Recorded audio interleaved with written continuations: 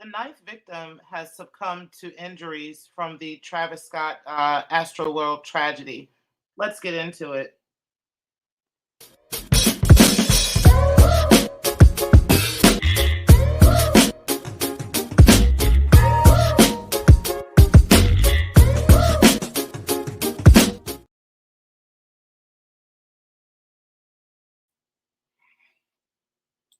So it appears that at the Travis Scott's nightmarish Astroworld Festival has in fact claimed its ninth victim after critically injured college senior Shahani has died of her injuries nearly about a week after attending the concert.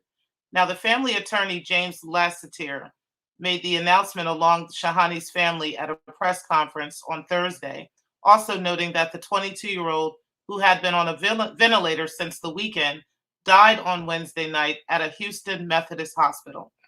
Shahani was the oldest of two daughters, both born to immigrant parents, and was studying electronic systems engineering at Texas A&M University. She had hoped to graduate next spring, unfortunately.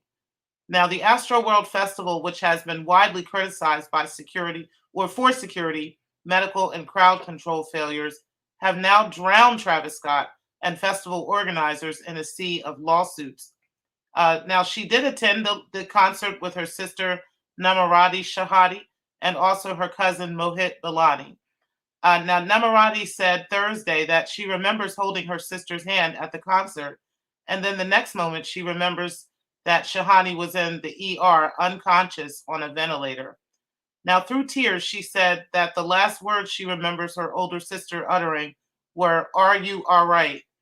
And what she believed to be more than 50,000 strong crowd surged around them. She heard these last words from her sister. Very sad. Now, Lattiser confirmed that Shahani was the young woman seen in the viral video where the woman was falling from the gurney as Houston police and medical emergency personnel tried to carry her limp body through a packed crowd and over a barricade at NRG Park in Houston. Now, Balani, her cousin, described the festival as a quote unquote atrocity, placing blame squarely on organizers for a grossly oversold event that had packed fans in from three different sides. Now, this was 100% avoidable, he said, blasting organizers for failing to hire properly vetted security and trained medics to care for their injuries. And I don't know, I mean, just a side note, I kind of agree with him. There were people now coming forward that are saying, hey, they got in and became security guards from by text message, by email. Some of them never had any formal training. Some people had training like 24 hours prior. It's just absolutely ridiculous what happened.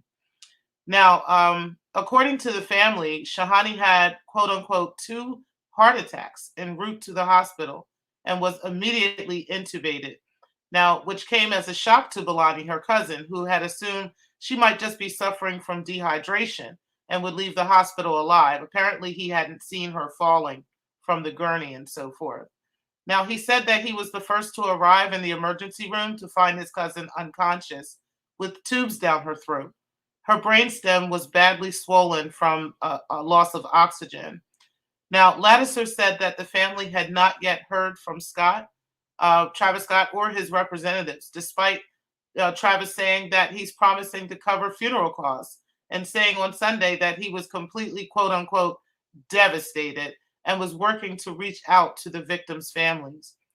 It feels like we're still living in this nightmare that's not ending, Namarati said Thursday, adding that she's still waiting for the moment she wakes up and can see her sister again. Quote unquote, she says, "Words cannot describe how I'm feeling right now.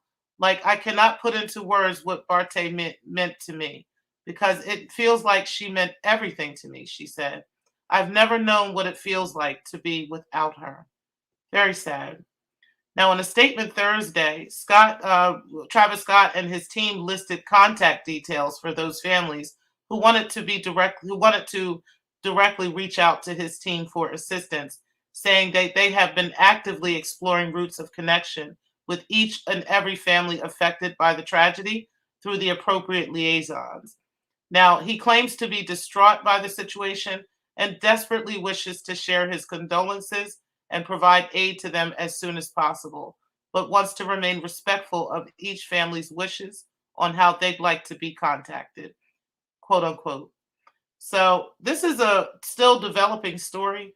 As we see, there are people that are still critically injured from this situation, including children. There is quite a bit of people still in the ER, quite a bit of people still in intensive care behind this situation. So this is a really, really scary, sad situation that has happened. And unfortunately, the young lady has unfortunately succumbed to her injuries. I'm going to go you guys show you guys a picture of her just so you can see um, what she looks like and how sad this situation truly is. It's really unfortunate that this is happening. So, yep, I'm just going to put this up and yep, you guys can see for yourselves how pretty sad this is. It's really sad for the family and unfortunate for all the people that are affected by this. I just really don't even know what to say. It's kind of hard to come to words with this, but clearly Travis Scott has a lot of answers to give.